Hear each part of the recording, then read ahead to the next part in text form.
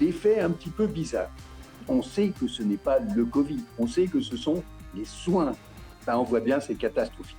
Alain Le Yarrick, bonjour. Je vous ai proposé de vous interviewer pour faire le point sur un certain nombre de choses que vous avez entreprises, dans lesquelles vous êtes impliqué. Vous êtes médecin et vous avez également choisi de faire partie d'un collectif. Ce collectif s'appelle Soignants pour une politique sanitaire juste et proportionnée. Vous avez rejoint une équipe de chercheurs, maintenant connus parce qu'ils ont été médiatisés, mais mal entendus. Il y a d'un côté un conseil scientifique et de l'autre côté une mobilisation d'un ensemble de personnes de la recherche et de médecins comme vous, d'infirmiers, de personnes qui interviennent dans les urgences. Vous pourriez peut-être nous raconter ce que vous faites, qui vous êtes et ce qui vous a motivé à participer à ce collectif. Merci de votre accueil. C'est un nouveau collectif que vous avez bien dit, donc pour une politique sanitaire donc juste et proportionnée. Il vient de se créer. Pourquoi ? Parce que c'est une réaction donc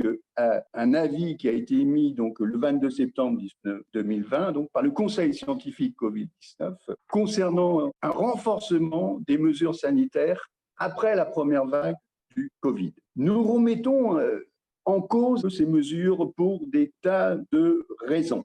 Alors, vous savez qu'il y a eu un appel au monde donc d'un prix Nobel, justement, à sauver Noël par un confinement général. Vous savez aussi que le ministre de la Santé, donc le 27 septembre, a demandé aux entreprises de passer quasiment tout le monde, de penser au télétravail. Nous avons l'impression, comme personnel de terrain, qu'il n'y a pas véritablement de nouvelles vagues. Certains, où les chiffres le montrent, pensent même un peu une illusion. Et cette illusion est de plus en plus partagée finalement par nos patients, par les gens que nous voyons et les problèmes que nous rencontrons. D'où finalement une mise en cause du bien fondé finalement de ces mesures qui sont de plus en plus difficilement mises en cause.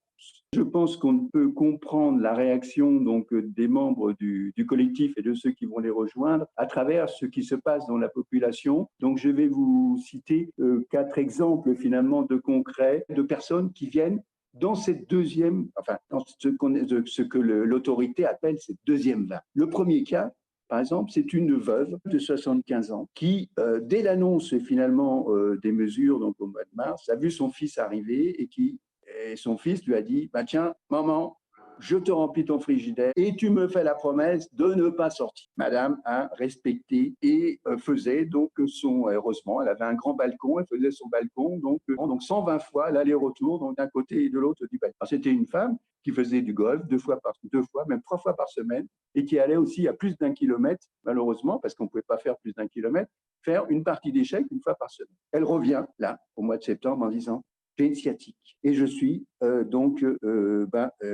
malheureuse aujourd'hui parce que je ne sais même pas si je pourrais recommencer le golf. Deuxième exemple, j'ai 40 ans, je suis femme célibataire, intermittente du spectacle. Je viens vous voir parce que je déprime. J'étais en studio jusqu'ici et j'ai eu moins d'argent, donc je vais repartir vivre avec mon frère comme colocataire. Et il faut que je travaille tout de même un petit peu, même si ça diminue, donc je déprime. Qu'est-ce que vous me donnez ? Troisième exemple, là, c'est un sujet, malheureusement, c'est donc très fréquent. C'est une personne un petit peu plus âgée, 45 ans, qui travaille dans l'aéronautique, qui est célibataire. Il était content presque pendant la période du Covid, puisque finalement, il était en chômage technique, il restait, il n'avait pas les transports et tout ça. Très malheureux parce qu'il ne pouvait pas rejoindre tout de même sa famille qui était à des milliers de kilomètres, ni son groupe musical, puisque finalement, il faisait de la guitare. Et là, il revient parce que il est en chômage partiel et il se rend compte qu'il a mal à la main où qu'en faisant de la guitare, il n'arrive plus à refaire vraiment de la guitare. Et puis en même temps, il dit je gagne 500 € de moins par mois parce que je ne travaille pas à temps complet. C'est les médecins, c'est ce que nous vivons.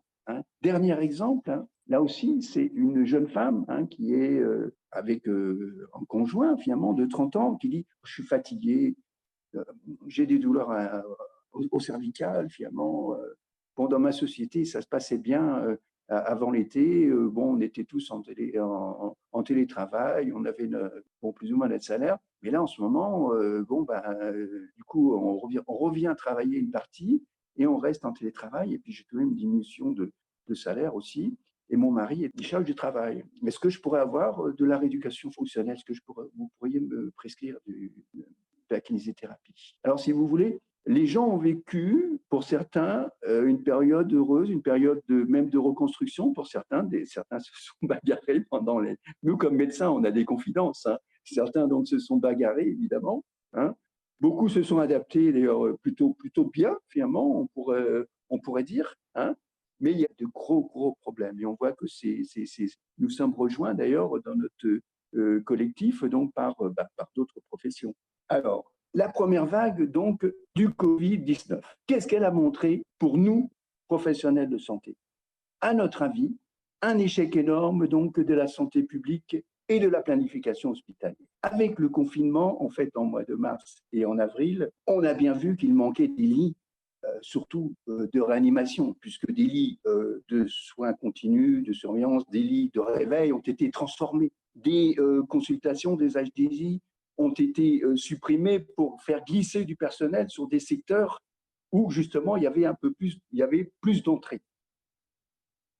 Donc, l'État, finalement, n'a pas fait grand-chose pour pallier éventuellement à cette deuxième vague au risque d'une nouvelle épidémie. Vous voulez dire que le nombre de lits qui ont été supprimés depuis une décennie ou un peu plus pose problème aujourd'hui pour faire face à une problématique sanitaire. S'il y avait vraiment une décision à prendre, ça aurait pu être de rétablir le nombre de lits qui ont été supprimés. Alors effectivement, et je vous en remercie, donc moi j'ai fait donc pour le comité une publication comme médecin d'information médicale qui dit effectivement que depuis une quinzaine d'années, nous avons eu la disparition de 69 000 lits. C'était des hospitalisations complètes. Bon, c'était aussi bien des lits de médecine de long séjour qui ont d'ailleurs été transformés en EHPAD bien souvent. C'était aussi tout type de lits qui étaient avec des créations, il faut le dire tout de même, notamment en hospitalisation partielle et également en ambulatoire, parce que vous savez bien que tout le monde dit vous allez à l'hôpital et vous revenez dans la journée. Donc tout ça, c'est bien merveilleux, mais on voit bien qu'il y a problème depuis finalement des décennies avec des mesures disant les coûts augmentent, donc rétrécissons-les et faisons des taux d'occupation à presque 90, 95%, voire 100% dans certaines réas. Et quand il y a une épidémie, il n'y a plus rien. Alors, ça peut être pour les bronchiolites du nouveau-né, ça peut être pour d'autres personnes. C'est ce que nous pensons, nous, à travers cette épidémie. Je suis en cumul retraite-emploi encore, dans le domaine donc, de l'information médicale hospitalière. C'est un domaine, c'est une spécialité, donc l'information médicale, qui s'est créée dans les années 1990 pour permettre aussi bien au niveau des gouvernements que des médecins ou des directeurs d'établissement de mettre fin à l'opacité de ce qui se passait dans les établissements, de ce qui se passait médicalement au niveau des soins, et de permettre également, d'une part, des meilleures autorisations des services, des meilleurs contrôles de ce qui s'y passait, et également la facturation. C'était une grande réforme qui était due à un PIB qu'on disait qu'il augmentait énormément un peu et qu'il fallait contrôler, qui était environ à 8%, 6, 8, 10% après. Vous êtes sorti d'une préoccupation gestionnaire. C'est ça. J'étais un médico-administratif, un médico-technique finalement, et non plus un médecin clinicien finalement depuis mon arrivée sur Paris, d'ailleurs à temps plein en 2000, j'étais impliqué avec les équipes de direction ou les équipes de CME pour justement déterminer des autorisations, par exemple, dans des maternités, quel niveau de la maternité, et avec est-ce qu'on peut accueillir les prématurés, l'AREA, justifier si vraiment les gens sont sous intubation, les cardio, tous les services donc ont dû dire grâce à des données médicales. Donc voilà, donc moi je ressens. Vous savez parfaitement de quoi vous parlez lorsque vous parlez de la problématique de la gestion hospitalière, du nombre de lits, du nombre de personnel, des affectations aussi des différentes problématiques de santé par rapport à certaines cliniques, certains hôpitaux. Vous avez peut-être participé d'ailleurs à cette politique qui a conduit à la réduction du nombre de lits, si vous me permettez. Tout à fait. Donc vous saviez parfaitement que c'était un risque à ce moment-là. Aujourd'hui, l'enjeu des tutelles, et moi c'était souvent dans beaucoup de directions, par exemple, monsieur le directeur, vous pouvez ouvrir des lignes, vous pouvez ouvrir des services donc, de temps partiel ou des services d'activité de jour, mais dans ces cas-là, vous supprimez un certain nombre de lits en hospitalisation complète. C'était ça depuis. Alors, j'espère que ça ne va pas, nous espérons que ça ne va pas perdurer, parce que c'est cela aujourd'hui depuis 10-15 ans. C'est cela. Je te laisse vivre. Si je te dis de développer donc l'ambulatoire, je te dis de développer l'hospitalisation partielle et tu me supprimes l'hospitalisation complète. On voit bien, c'est catastrophique.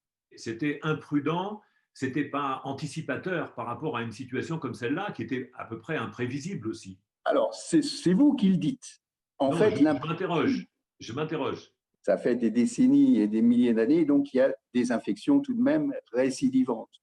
Il y a aussi d'autres risques éventuels et une partie d'ailleurs des adhérents du collectif remettent en question finalement le chiffrage. Et on voit bien par exemple dans les EHPAD, avec 50% de mortalité subite, on sait que ce n'est pas le Covid, on sait que ce sont les soins, que c'est justement la nature profonde de la prise en charge et de la prise en charge d'ailleurs médicalisée avec le nombre de lits. Il y a deux aspects, le nombre de lits des REA et éventuellement, tout le monde d'ailleurs se dit, comment est-ce possible qu'on meure avec un virus finalement, bon voilà, que maintenant, on fête le premier anniversaire. On est tous vivants, même nous, personnels de santé, qui étions dans les hôpitaux sans masque. Voilà, donc vous êtes une personne à risque vous-même, si j'en crois les statistiques.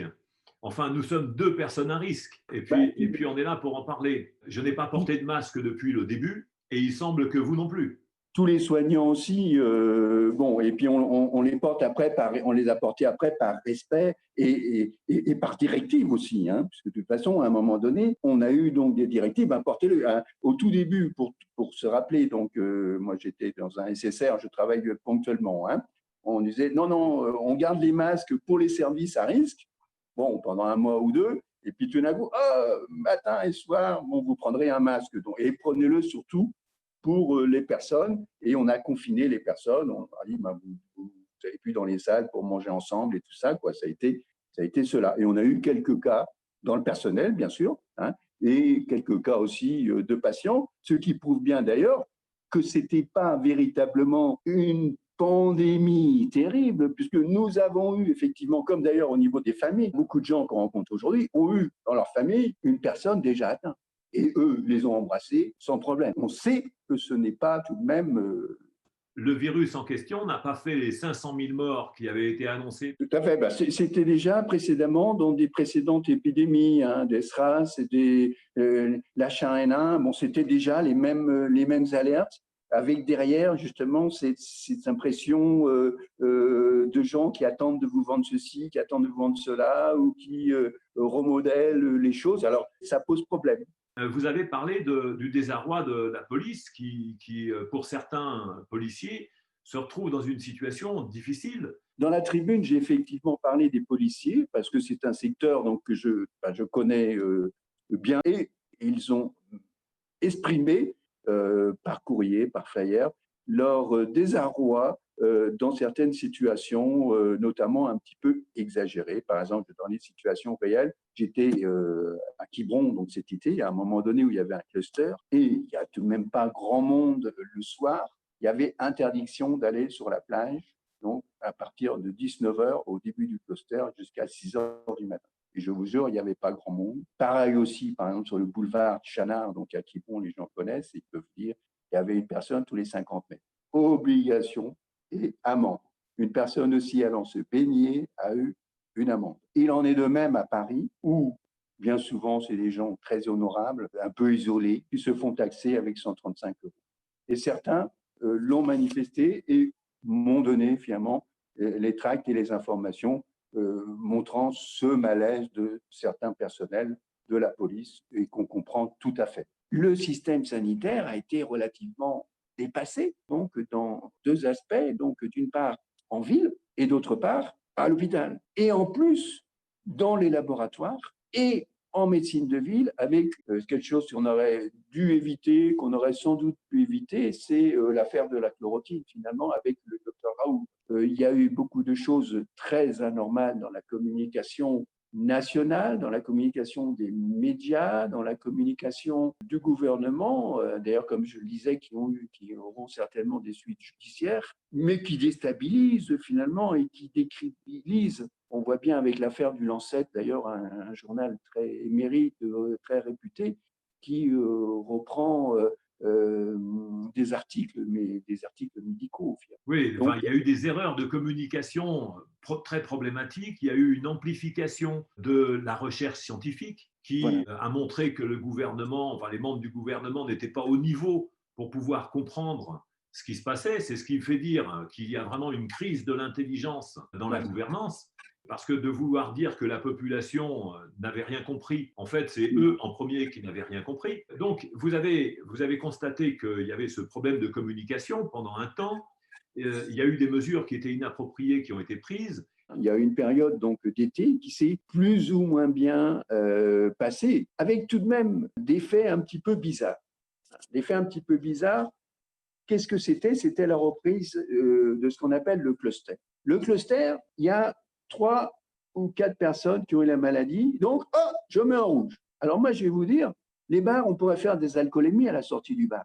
Et puis on aurait 3 ou 4 alcoolémies tous les 50 mètres éventuellement. On pourrait mettre en rouge toute la France quasiment. C'est bien, moi-même, je bois un petit peu 2 ou 3 verres. Hein. Mais si vous voulez, pour avoir vécu justement différents clusters, je suis morbihanais et j'étais aussi lors du premier cluster à Crac en février. J'étais aussi donc à Quiberon le 20 juillet. À Paris aussi, bon, c'est pareil, on connaît les quartiers, on voit bien ce qui se passe. En septembre, alors la tribune attire l'attention donc sur l'idée que je disais tout à l'heure, qui est dans le conseil scientifique, d'un confinement donc général, par exemple à Noël, d'un confinement de l'ensemble de la population, et même, on a vu ça dans certains médias, chez vous, une restriction de rencontre à 10 personnes donc en famille.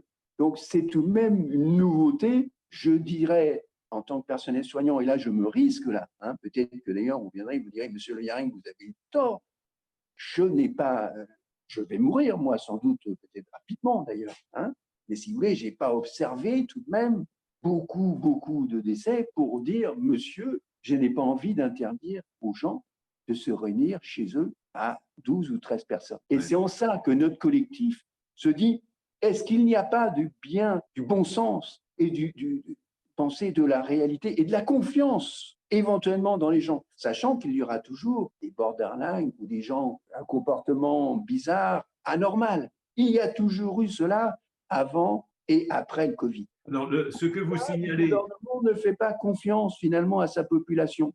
Ce que vous avez signalé dans une autre tribune avec M. Toubiana, qu'on a déjà interviewé sur librement.tv, vous avez signalé qu'il y avait une grosse problématique au XXIe siècle, c'est celle du paternalisme qui est issu des siècles précédents et qui n'est plus adapté. Parce que ce paternalisme-là fait penser que la gouvernance serait très éclairée, alors que la population aujourd'hui est certainement mieux éclairée que l'ensemble de la gouvernance, qui fait cette crise, qui était d'ailleurs signalée par Michel Crozier dans un ouvrage qui s'appelle « La crise de l'intelligence », qui était vraiment annonciateur, avant qu'il y ait même Internet, de cette situation, non pas de crise sanitaire, mais de crise de l'intelligence. Rappelons-le, gouverner, c'est prévoir, mais c'est vrai que le gouvernement, manifestement, ne semble pas capable d'aider les populations comme on le ferait, nous, par exemple, dans notre famille,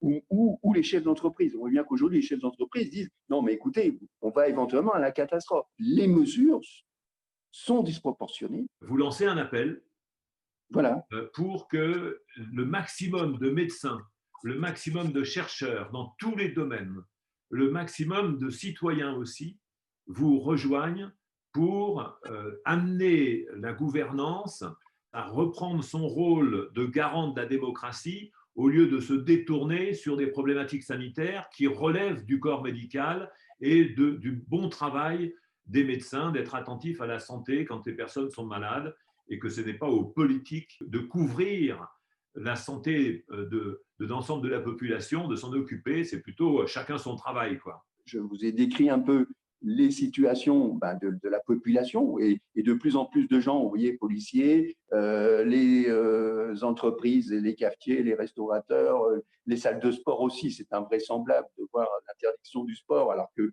on passe des accords avec la sécurité sociale pour rembourser des licences ou des choses comme ça. C'est complètement invraisemblable et les gens sont malheureux de ne pas pouvoir aller à des séances de sport. Donc nous interpellons effectivement le gouvernement, nous l'avons interpellé plusieurs fois, nous appelons les auditeurs là, qui êtes là à rejoindre notre collectif ou tout du moins à signer certaines des pétitions et le manifeste qui circule, que nous avons mis au point aussi. Je vous le mettrai en ligne. Je vous remercie. Ouais. Je vous remercie beaucoup de votre participation, de votre contribution à éclairer la population sur une information rationnelle qui n'est pas facile à faire passer. Et je vous remercie beaucoup, ainsi que l'ensemble des membres de votre collectif, de participer à cette diffusion d'une information de qualité. C'est moi, c'est nous qui vous remercions. Merci beaucoup.